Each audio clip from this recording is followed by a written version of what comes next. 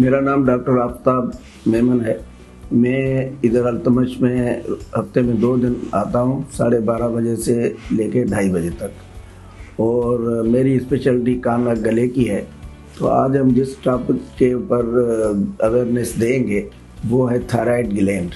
ये thyroid gland जो होता है ये गले के फ्रंट साइड पे इस जगह पे गुदूद होता है जो नॉर्मली तो नज़र नहीं आता है।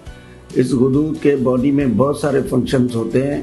अगर ये काम कम करता है तो भी उसके प्रॉब्लम्स आ जाती हैं बॉडी में, क्योंकि इसके काफ़ी सारे फंक्शंस होते हैं इसी वजह से। और काम अगर ज़्यादा भी करता है तो भी उसके नुकसान होते हैं।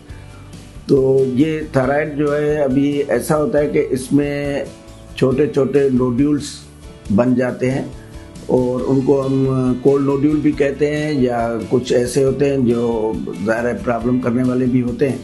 तो जब भी पेशेंट किसी को थायराइड में स्वेलिंग होती है तो वो ज़ाहिर डॉक्टर के पास जाएगा और फिर उसके कुछ टेस्ट होते हैं, जो ब्लड के भी टेस्ट होते हैं, शायद थायराइड जो अल्ट्रासाउंड भी होता है, फिर सीटी स्कैन भी होता है। डिपेंड करता है कि वो किस किस्म की कंप्लेंट्स डॉक्टर के पास ले जाता है, फिर उसी हिसाब से उसके टेस्ट होते हैं ब्लड के। अगर उसमें अगर कहीं काम कम करने वाला थायराइड है या काम ज़्यादा करने वाला थायराइड है तो डॉक्टर आपको उसकी दवाई उसी हिसाब से देगा। अपने तौर पे कभी भी दवाई नहीं किया करें, क्योंकि पता नहीं लगता है जब तक टेस्ट हो कि भाई थायराइड ज़्यादा काम करने वाला है या कम करने वाला है। और दूसरी बात ये, कभी थायराइड जो है बिल्कुल नॉर्मल होता है मगर उसके अंदर नोड्यूल बन जाते हैं जिनको हम कहते हैं कोल्ड नोड्यूल, वो नॉन फंक्शनिंग एरियाज होती हैं।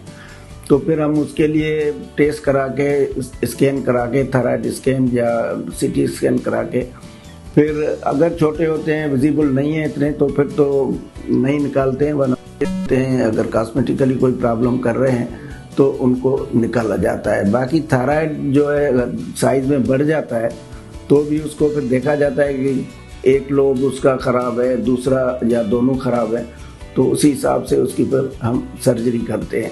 तो थायराइड जो होता है उसको बहुत बिल्कुल इजी नहीं लिया करें। जब भी किसी को कोई प्रॉब्लम है तो डॉक्टर को दिखा के और उसी हिसाब से फिर डॉक्टर जो गाइड करता है वो चीज़ करनी होती है।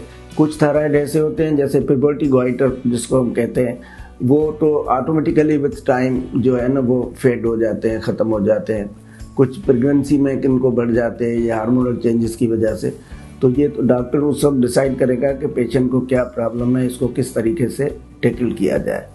मैं अल्तमश हॉस्पिटल में इधर 12:30 से 2:30 बजे तक पीर और बुध को होता हूँ। अगर किसी को भी कोई थायराइड के बारे में कोई प्रॉब्लम है तो मेरे पास आएँ, मैं उनको अकॉर्डिंगली गाइड करूँगा। अगर कोई सर्जरी का केस होगा तो सर्जरी करेंगे, अगर मेडिसिन का होगा तो मेडिसिन देके उसको क्लियर करेंगे।